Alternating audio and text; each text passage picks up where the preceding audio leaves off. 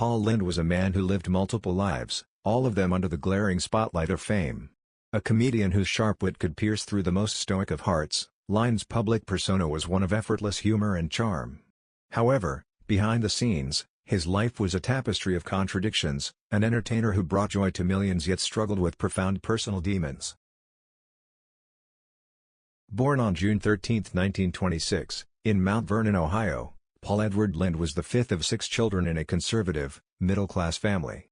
His father, Paul Lynde, was a meat market owner, and his mother, Sylvia, was a homemaker. The small-town environment of Mount Vernon was a far cry from the bright lights of Hollywood, but even as a child, Lynde's flair for the dramatic was evident. He was the class clown, always eager to make others laugh, whether through impersonations of his teachers or exaggerated tales of his own adventures. Lynde's early life was not without its challenges. He struggled with his weight, a source of insecurity that would plague him throughout his life. Despite this, he found solace in the theater, where he could escape into different characters and worlds. After graduating from Mount Vernon High School, Lynde set his sights on a career in the performing arts. He attended Northwestern University, where he majored in drama and quickly became known for his comedic talent. His time at Northwestern was formative, not only honing his craft but also helping him forge lifelong friendships with future stars such as Cloris Leachman and Charlotte Rae. After college, Lynde moved to New York City, determined to make a name for himself in the world of entertainment. His big break came in 1952 when he joined the cast of New Faces of 1952, a Broadway revue that showcased new talent. Lynde's performance in the show was nothing short of a revelation. His monologue, "The Trip of the Month," in which he portrayed a bumbling, overly enthusiastic tour guide, brought down the house. Critics praised his timing and delivery, and it wasn't long before Hollywood came calling. Lynde's transition to film and television was seamless. He landed supporting roles in a variety of films, including Bye Bye Birdie, 1963, where he reprised his role as the father of Anne Margaret's character, a role he had originated on Broadway. However, it was television that would prove to be Lynde's true calling. In the 1960s, he became a familiar face on American television, appearing on shows like The Perry Como Show and The Red Skelton Hour. Lynde's big break in television came in 1965 when he was cast as Uncle Arthur on the popular sitcom Bewitched. Uncle Arthur, the mischievous warlock with a penchant for practical jokes, was a character tailor-made for Lynde's comedic style. His flamboyant mannerisms and quick wit made him an instant hit with audiences, and he quickly became one of the show's most beloved characters, despite appearing in only a handful of episodes.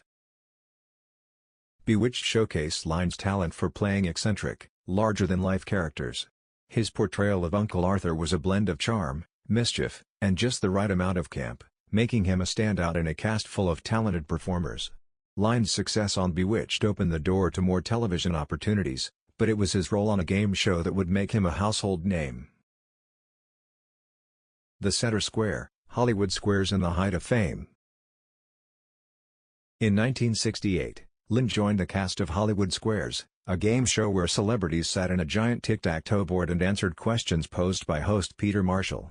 Lynde occupied the coveted center square, a position that allowed him to deliver his trademark quips and one-liners with perfect timing. His humor, often laced with double entendres, made him the star of the show, and he quickly became its most popular panelist. Hollywood Squares was the perfect platform for Lynde's brand of humor. His quick wit and ability to turn even the simplest question into a laugh-out-loud moment made him a fan favorite. Week after week, audiences tuned in not just to see who would win the game, but to hear what Paul Lynde would say next. His popularity on the show was so great that he became known as America's favorite sassy uncle, a persona that belied the struggles he faced in his personal life. Despite his success, Lynde's personal life was far from the glamorous image he projected on television. Behind the scenes, he was a man plagued by insecurities and inner turmoil. Lynde struggled with his sexual identity in an era when being openly gay was not widely accepted. The pressure to conform to societal norms while hiding his true self took a significant toll on his mental health. Lynde's internal conflict was compounded by his struggles with alcoholism. He turned to alcohol as a way to cope with the stress of fame and the loneliness he felt in his personal life. His drinking became a well-known problem in Hollywood, leading to several arrests and public incidents. On more than one occasion, his behavior nearly cost him his career, but his talent and popularity kept him in the public eye. The pressures of maintaining a public persona while grappling with his private demons created a cycle of self-destructive behavior. Lynde was known to be difficult to work with, his sharp tongue and caustic wit often alienating those around him. Friends and colleagues described him as a man who could be charming and generous one moment, and cutting and cruel the next. This volatility made it difficult for Lynde to form lasting relationships, both professionally and personally. Lynde's struggle with his sexual identity was a central issue in his life. Although he never publicly came out as gay, it was an open secret in Hollywood. The societal pressure to hide his true self left Lynde feeling isolated and alone. He was trapped in a world where he could be celebrated for his talent but could not live authentically. This internal conflict contributed to his bouts of depression and his dependence on alcohol. The 1970s were particularly challenging for Lynde. As he aged, he found it increasingly difficult to land roles that suited his talents. Hollywood's changing landscape, combined with Lynde's reputation for being difficult, led to fewer opportunities. His drinking worsened, and his behavior became more erratic. He was arrested several times for public intoxication, and his once glittering career began to lose its luster. Despite these challenges, Lynde continued to work, driven by a need for validation and a fear of being forgotten. He made guest appearances on various television shows, performed in stage productions, and even attempted to launch his own sitcom, The Paul Lynde Show. However, the show was short-lived, and Lynde's career continued to decline. By the late 1970s, Lynde's career had reached a crossroads. Hollywood Squares was cancelled in 1981, removing the platform that had kept him in the public eye for over a decade. Without the regular work and attention, Lynde's struggles with alcohol and depression intensified. He became increasingly reclusive, retreating to his Beverly Hills home, where he spent most of his time alone. Lynde's health also began to deteriorate. Years of heavy drinking had taken a toll on his body, and he suffered from a variety of health problems. Friends and colleagues grew concerned, but Lynde, ever the private individual, refused to seek help. He was a man who had spent his life making others laugh, yet he could not find the peace and happiness he so desperately sought. On January 10, 1982, Paul Lynde was found dead in his Beverly Hills home at the age of 55. The cause of death was a heart attack, likely brought on by years of substance abuse and poor health.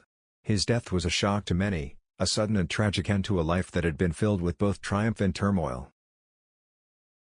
Paul Lynde's death marked the end of an era in television. He was one of the last great comedic talents of his generation, a man who could make audiences laugh with just a look or a well-timed quip. Yet, his legacy is not just one of humor, it is also a story of the challenges faced by those who live in the public eye while grappling with private pain. Lynde's influence on comedy is undeniable.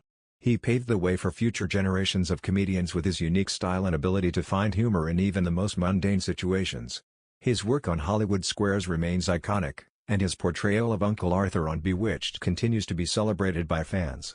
Lynde's ability to make people laugh, even in the face of his own struggles, is a testament to his talent and resilience. In the years since his death, there has been a renewed interest in Paul Lynde's life and career.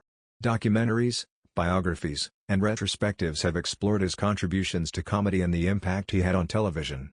These works have also shed light on the personal struggles he faced, offering a more nuanced understanding of the man behind the laughter. Lynde's story is a reminder of the complexities of fame and the often hidden battles faced by those in the entertainment industry. His life was one of contrasts, public success and private despair, laughter and loneliness. Yet, despite the challenges he faced, Paul Lynde's legacy as a comedic genius endures. His humor, his timing, and his ability to bring joy to others remain a lasting testament to his talent.